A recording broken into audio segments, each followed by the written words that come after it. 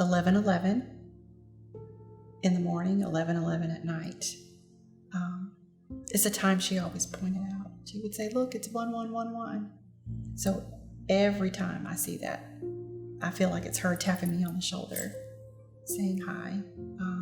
I feel like she's there. So every day, all day, I think about her. Tiara was a beautiful, vibrant, typical teenager. She was always the one you would see smiling and laughing, joking. She loved to make you laugh. She enjoyed spending time with her friends, dancing. I mean, when she was on the stage dancing, it was just the most amazing thing I've ever seen. It just put me at peace and made me happy just watching her. So it's my princess. It's my princess.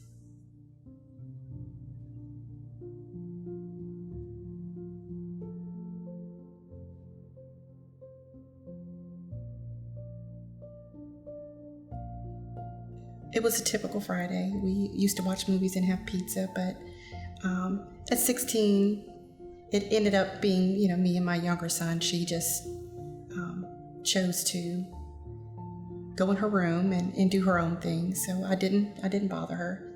Eventually went on to bed, and long story short, woke up in the middle of the night to realize that she had snuck out of the house.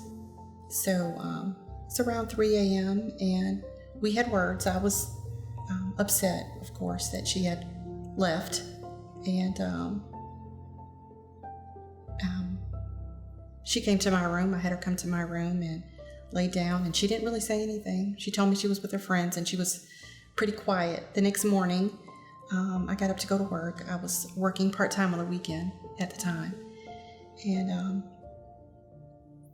in my mind, I just felt like we'd talk about it when I got home, and I really didn't say much to her at all.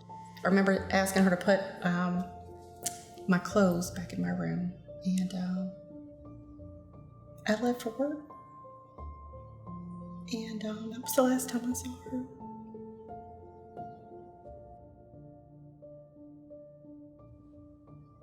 When you look back after the fact, it's easy to pick out some things and say, I could have done this, or I could have done that, or I should have noticed this. But I promise you, with a 16-year-old, so many things, their emotions are up and down and all over the place in high school. So she actually did really well academically, probably until the last 3 months or so, when I started to notice a drop in her grades.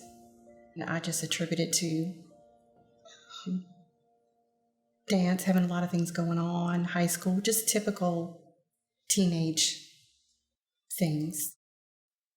I would come home from work some days and come to her room, and I could tell that she was bothered or that she'd been crying, and sometimes we would talk, but at 16, it's so typical of the up and down emotions that wasn't anything that I could specifically put my finger on that was outside of something a normal teenager would be going through.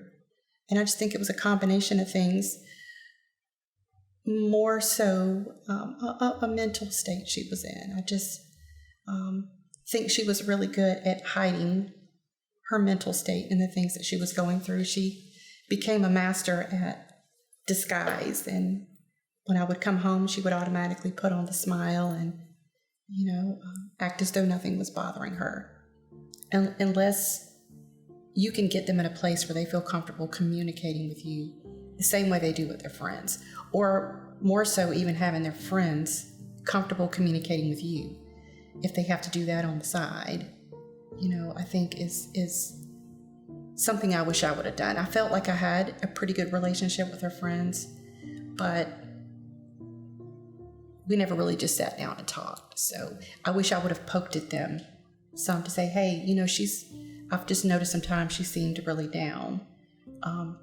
Is there something she's told you about? Something that she's mentioned to you that might be bothering her? So they did tell me that she had talked to them about her feelings, and that she told them she wanted to end her life. And they basically said they thought they talked her out of it. That's what her friends told me. We were afraid of losing our friend, our friendship. We didn't want her to be mad at us, and of course my reply is, well, do you value your friendship or your friend? Let them be mad. It's fine. But if you save their life, then at least they'll still be here. The next year when they had graduation at the school, they did invite me to come, and they had a chair for her with flowers in it, and gave me a cap and gown and everything.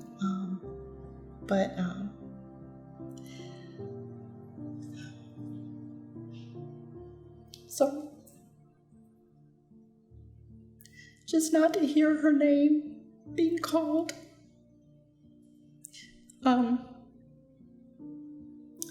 But her friends, just having a relationship with them and seeing them, it really, really helped. They came to visit. They came over at prom, junior year and senior year, and they came over at graduation. And I always celebrate her birthday, so they would come for her birthday celebration. And it's just, even with what happened, I told them that I would never be upset with them. They're young. They have no idea, how important things like communication are, and how important it is to take something someone says about their health and their mental state especially seriously. So it's just been a blessing having them in my life still.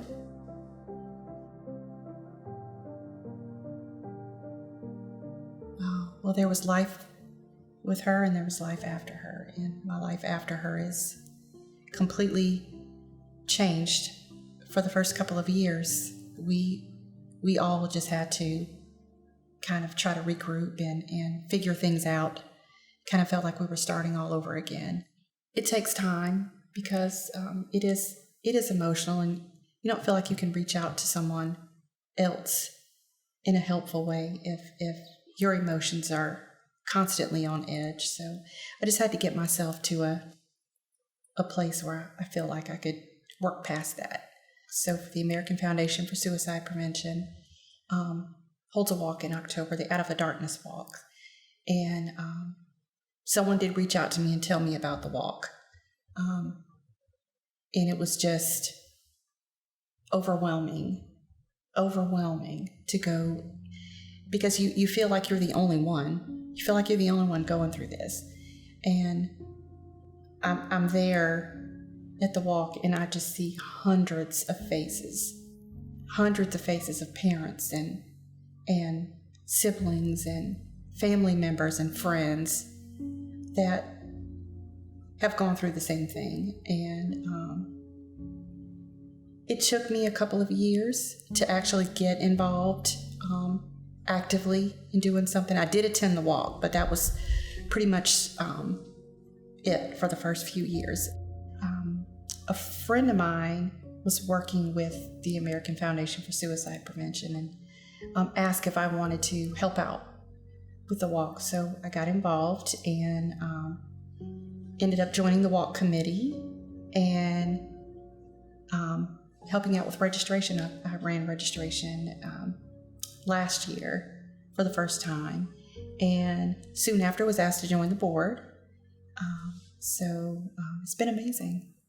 It's been amazing. It's therapeutic, just working with and being around other people that you truly know that they understand how you feel. Everyone has a story. So it has been therapy for me. It's done so much for me, and my drive to help others and to do something has just been even made stronger. 2018, I started the Talk for Tierra Memorial Scholarship at Blue Golf Elgin High School.